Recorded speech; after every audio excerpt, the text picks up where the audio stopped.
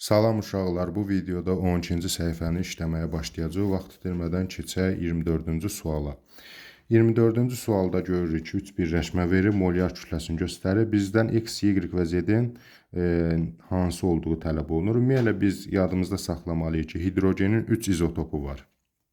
Protium izotopu kütləsi 1-dir, deuterium kütləsi 2-dir, tritium izotopu isə adı üstündə tri, yəni kütləsi 3-dür. Və ona görə də bunlar da üçü də H2 olardı. Yəni hidrogenin sadəcə izotopları fərqli izotopudur. Biri protiumdur, biri deuteriumdur, biri tritiumdur. Tritiumda təbii ki, kütlə çox olacaq. Protiumda kütlə az, deuteriumda isə orta olan kütləsi də olacaq deuteriumun. Yəni məsələn H2O normalda 18 idi.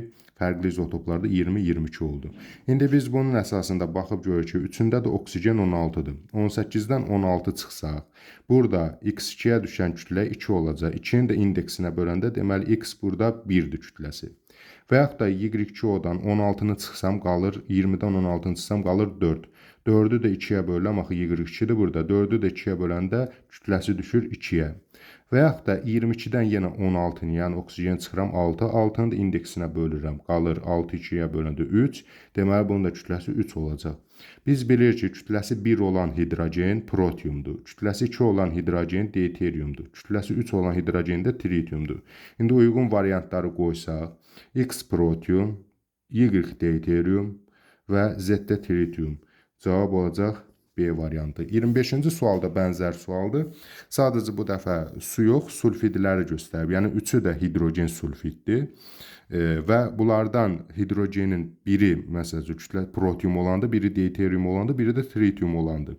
Yəni əslində istər burada, istər burada biz bu şəkildə yaza bilərik. Üçü də H2O-dur. Sadəcə ağır hidrogen, yüngül hidrogen, süni hidrogen adları həmçinin belə də var. Və yaxud da burada da yenə H2S-dir, üçü də. Amma birində ağır hidrogen, yəni kütləsi 3 olandı, tritium, birində orta kütlədə olan deuterium, birində də yüngül hidrogen, yəni adi hidrogen, protium. İndi baxıb görürük ki, üçündə də kükürt 32-dir, onsa bu 32 burada verilir, ümumiyyətlə ayırıram ki, göstərilir. 36-dan 32-ni çıxıram, qalır 4. Burada da x2 4-dürsə, tək x neçədir? 2-dir. 34-dən 32-ni çıxaram, qalır 2. Y2 2-dirsə, bəs tək Y neçədir? 1. 38-dən 32-ni çıxıram, qalır bu hissəyə 6. 6-nı da Z2 6-dırsa, bəs tək Z neçədir? 3.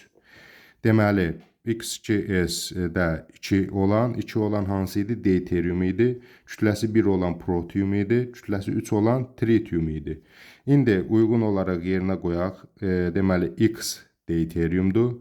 Y protiumdur, Z də tritiumdur. A variantına uyğun gəlir. Keçək 26-cı suala. Hansı hallarda hidrogen atomlarının sayı bərabərdir? Molu hidrogen atomlarının indeksinə vuracağıq və sayını tapacağıq. Burada 2 mol CH4, yəni 2-ni 4-ə vururam, 8 hidrogen var.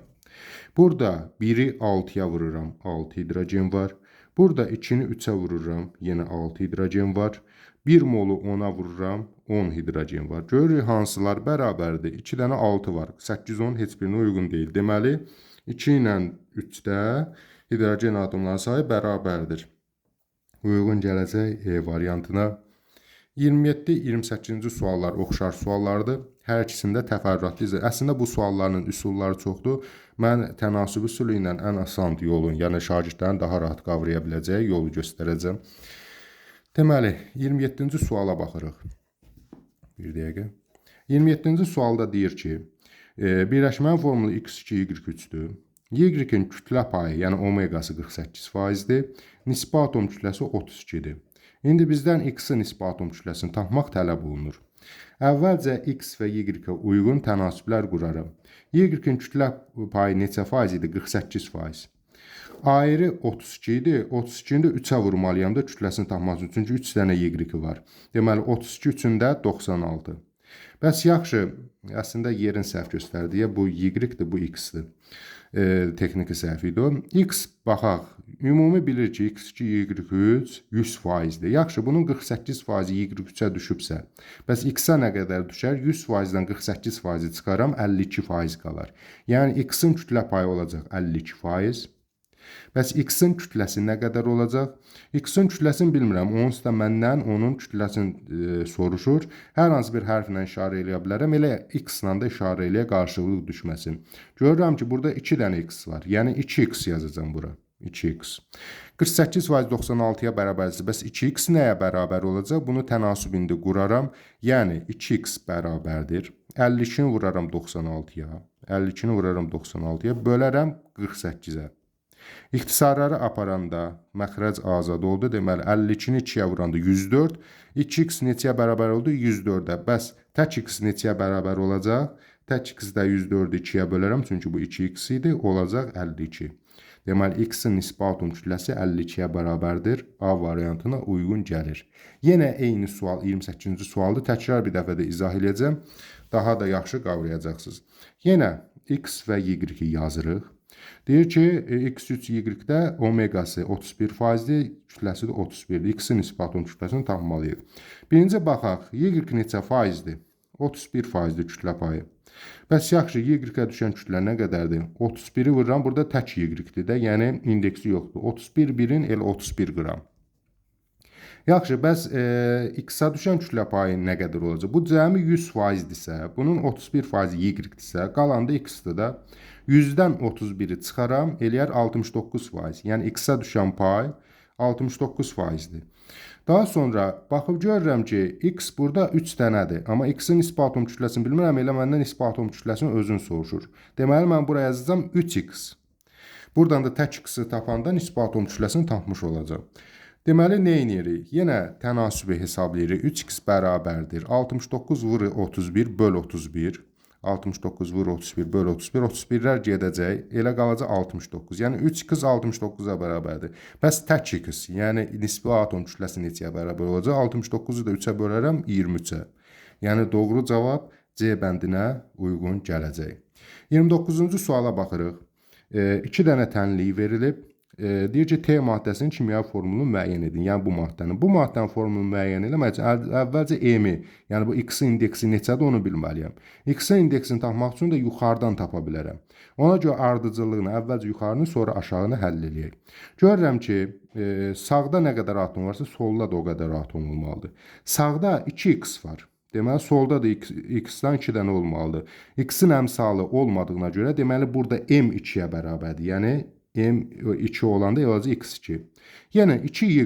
2y də sağ tərəfdə, deməli y-in də indeksi 2 imiş. Yəni x2 ilə y2 reaksiya daxil olub 2xy əmələ gəlib. Solda da 2x, sağda da 2x. Solda da 2y, sağda da 2y əmsallaşmış, bərabərləşmiş oldu.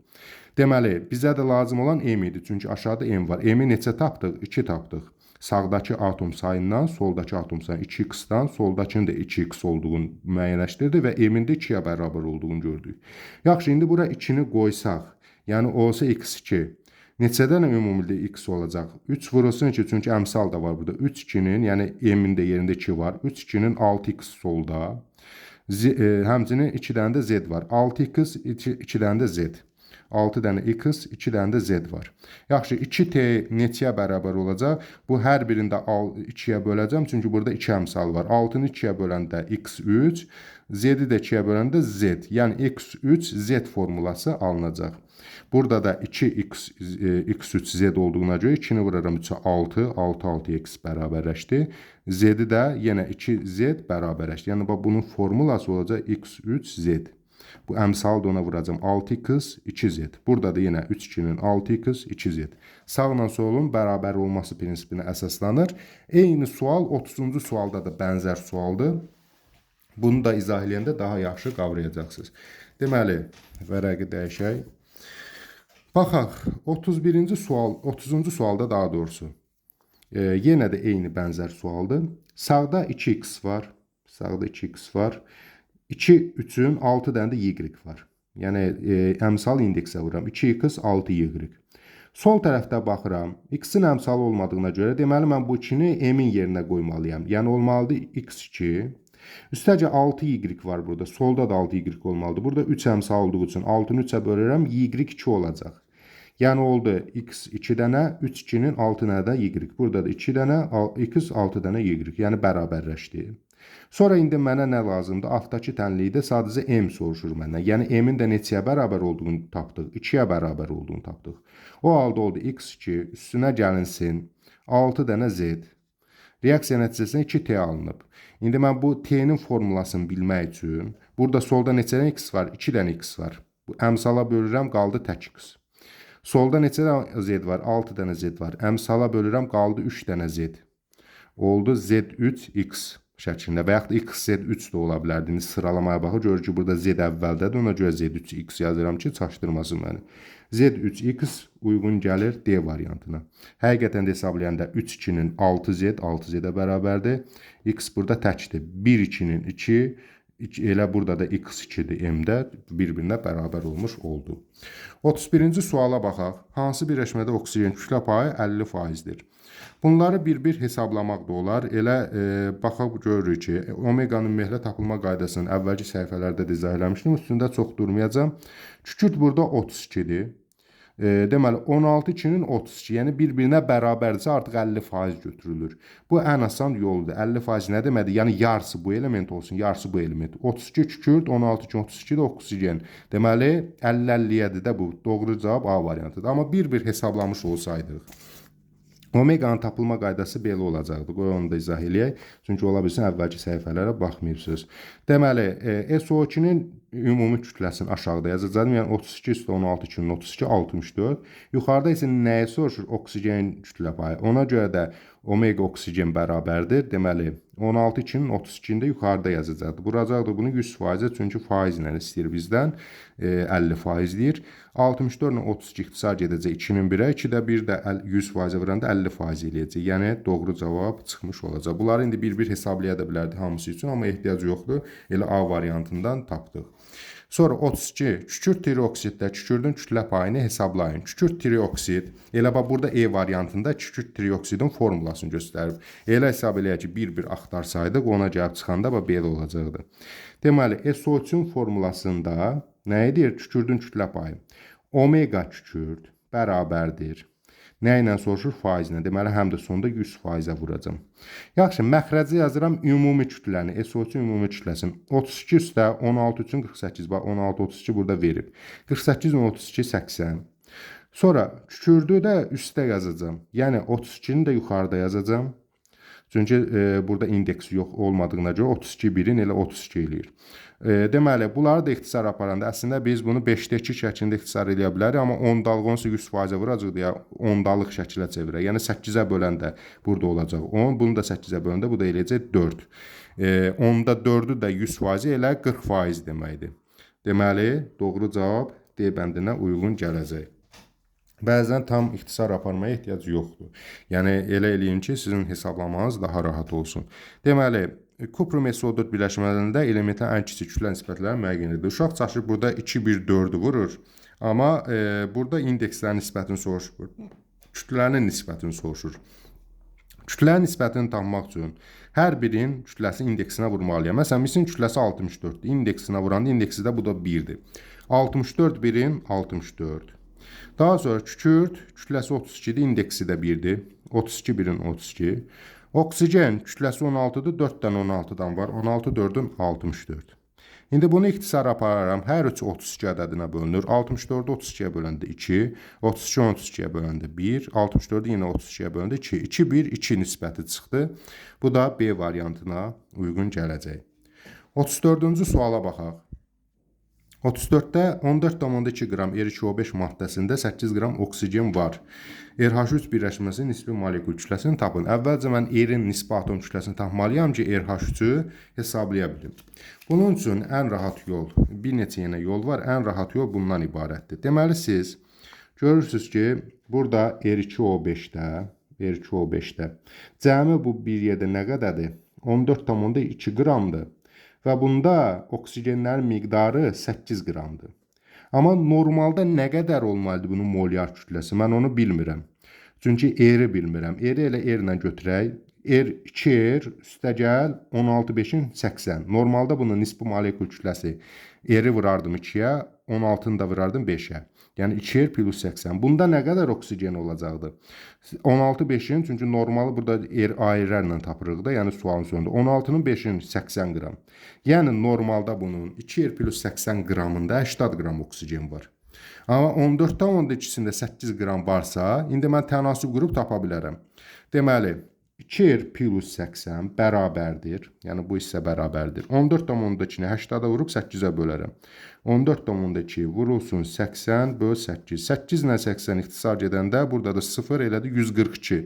Yəni 2R üstə 80 142'dir. Bəs 2R neçəyə bərabərdir? 142'dən də 80'ı çıxaram 62. R bərabərdir 31. Yəni R'in nisbi atom kütləsini tapdıq. Uşaq bəzən çaşıb birbaşa B-ni vurur gedir, yanlış çıxır. Axı burada sonraki mərhələdə R'i soruşmur, deyir RH3-ün nisbi molekul kütləsini tapın. Yəni bu 2 mərhələli sualdır. İndi bir də təzədən bu tapdığımız 31'in üstünə RH3 nə qədərdir? Hidrogende 1'dir. 1 üçün 3, üstünə gəl 31, 34 eləyəcək. Yəni E variantına uyğun gələcək. Qısası əvvəl R2O5'in nisbi molekul kütləsini tapdıq. Sonra oradan R'i çıxartdıq. R'dən də sonra RH3'ü, yəni 31 üstü 3, 34'ü tapmış olduq. 35-ci suala baxaq. Karbon və hidrogen kütlə payları nisbəti 75-25 olan birləşmənin formulunu müəyyən edin. Deməli, burada biz əvvəlki səhifələrdə də bir qayda verdik ki, əvvəlcə yuxarıda nisbətləri yazıram. Yəni, bax, bu karbonla hidrogendir. Formulu müəyyən etmək üçün yəni indeksləri tapmalıyam mən. Bu X-dir, bu Y-dir. İndi karbonun kütləsi 25%-dir. Daha doğrusu nisbəti 25'dir. Hidrogen də 25, 75 karbondur, 25 hidrogendir. Karbon, hidrogen 75, 25'e. Bunları kəsr xətti çəkirəm. Arada nisbət işarəsi, yəni bölmə işarəsi qoyuram və bölürəm ayrılara. Yəni bu veriləni yuxarıda yazıram. Sualın sonunda ayrıları isə aşağıda məxrəcdə yazacağam. Karbonun ayrı, yəni nisbi atom kütləsi 12'dir karbonun aşağısından. Hidrogende 1'dir. Hidrogen nisbətinin aşağısından. İndi bunu mən hesablayaraq, yəni sadələşdirərək hər ikisinin ayağının indeksini tapa bilərəm. 25 ilə 75 3'ün 1'ə şəklinə 1 ilə 1 deməkdir. Yəni bu olacaq 1. Sonra 3 12 hər ikisində 3'ə ixtisar apararam. Oldu 4'ün 1'ə, yəni 4'də 1. 4'də 1 ədədi mən bura yaza bilməyəcəyimə görə. Niyə görə? Çünki indekslər ən kiçik tam ədədlər olmalıdır. Bura kəsir ədəd yaza bilmərəm. Ona görə bunu kəsirdən azad eləmək üçün hər iki tərəfi 4'ə vuraram. Hər iki tərəfi də vurmalıyam. 4'də 1'i 4'ə vuranda məxrəc itir, qalır 1. 1'i 4'ə vuranda olur 4. 1 ilə 4. 1 hardan gəldi? Bax bu hissədən. Gətirib qoyuram bura. 4 də bu hissədən gəldi. Gətirib qoyuram deməli hidrogenin ayağına. C1H4, yəni 1'i artıq yazmaram. Olar CH4. Doğru cavab B variantına uyğun gələcək. Yenə bənzər sualdır. Deməli 36-cı sual. 36'da bir daha təkrar izah edəcəm sürətli şəkildə. Deməli, karbon və hidrogen 9'un 2'yə nisbəti şəklindədir. Kəsir xəttini çəkdim. Karbon kütləsi 12, hidrogen kütləsi 1. İxtisarları aparaq. Oldu bu 4'də 3. Bu da oldu 2. Daha sonra hər ikisini deməli vursaq biz 4 ədədinə, yəni kəsirdən azad etmək üçün 4'ə vurmalıyam. Bu tərəfi 4'ə vuranda kəsir xətti getdi. 2'ni də 4'ə vuranda oldu 8. 3'ün 8'ə 3'ü qoyuram C tərəfə, 8'də hidrogen tərəfə. C3H8, yəni B variantına uyğun gələcək. 37-ci sual 38 də ona oxşardır. 38'in növbəti səhifədə 13-cü səhifənin dərsində verəcəm. Çünki mən səhifə işləyirəm. Bu dəfə isə 37-yə əvvəl 37-yə baxaq. 38 də onun tərsidir. Onsuz da 38-ə də növbəti səhifənin işlənməsində baxarsınız. 37-ci səhifədə deyir ki, birinci birləşmənin, yəni bax bu birləşmənin formulu X, Y2-dir. İkinci və üçüncü, yəni bax bu birləşmələrin formulunu müəyyən edin. Baxıb görür ki, burada Y-in kütləsi verib, burada X-in kütləsi verib. Və görürük ki, Y-in kütləsi hər üçündə, 1-dədir, 2-dədir, 3-dədir, hər üçündə neçədir? Qramdır, 8 qram. Deməli, hər üçündə Y-in miqdarı bərabər olacaq da, düzdür? Burada mən birinci X, Y2 verirsə, deməli, ikincidə də Y2-dir, üçüncüdə də Y2-dir. Nəyə görə? Bir daha deyirəm, bax, bu Y-in kütləsi 8 qramdır. Həm birincidə, həm ikincidə, həm üçüncüdə. Üçündə də 8 qramdır. Deməli, üçündə də nədir? Y2-dir. Birincidə çünki demişdik Y2-dir də, X Y2-dir. Deməli, ikinci və üçüncüdə də Y2-dir. İndi mən x tərəfi tapıram. X tərəfdə burada verilib. Yəni bu xəttdə verib, şaquli xəttdə verib. Görürəm ki, x-in kütləsi burada 7 qramdır. 7 qram olanda x 1-dirsə, bu x-in yazılmamaq, x, y2 birincinin formuludur, onu gətirdim bura. X-in ayağını yazılmamaq, yəni 1 deməkdir. 7 qram 1-dirsə, deməli 14 qram 2-dir, 21 qram da 3-dür. Çünki 14-ü 7-yə bölərəm 2, 21-i 7-yə bölərəm 3. Deməli, bunda 1-dən x düşürsə, buna 2-dən x, buna 3-dən x düşəcək. Artıq formullar müəyyənləşdi. Amma burada bir məsələ var. İxtisarlar aparma. Məsələn, burada E variantında görürsünüz 2, 4. Belə olmaz. X, Y2 ola bilər. X2, Y4 olanmaz. Çünki sadələşdirmə aparmalıyıq. Bir-birinə bölünməyən ədəd olmalıdır. X, Y3 elə X3, Y2 qalır yerində. X, Y2-ni 10 vermişdi, bu da qalır yerində. X2, Y2-ni isə çevirəm, hər iki indeksi 2 ədədinə bölürəm. X2-ni 2-yə böləndə qalır tək X, Y2-ni də 2-yə böləndə qalır tək Y. Yəni, bizdən də indi ikinci ilə üçün biri onsuz hazır vermişdi. İkinci ilə üçüncünü soruşduğu üçün mən bunu və bunu götürməliyəm. İkinci X, Y tapdım. Üçüncünü də X3, Y2 tapdım. Yəni, B variantına uyğun gələcək. Qısası buradakı verilən miqdarlara uyğun mən tapıram. Üçündə də 8 olduğunu bildiyim üçün üçünə də Y2 yazdım. 7, 14, 21 qat saylardır. 7 1-in, 7 2-nin, 7 3-ün. Deməli 1, 2, 3-dür. Onsuz da bu verim mənə hazır. Bunun əsasında o bir ikisini tapmışam. Sadəcə burada ikinci əməliyyat kimi ikincinin formulunu bir daha indekslərini bölürəm, sadələşdirirəm. Yəni ixtisar aparıram daha doğrusu olur x, y, x3, y2. B bəndinə uyğun gəlir. 38-ci səhifə, daha doğrusu 13-cü səhifədəki 38-ci sual da buna bənzərdir. Bunu növbəti səhifədə işləyəcəm, ona da baxa bilərsiniz. Sağ olun uşaqlar, növbəti dərslərdə görüşənədək.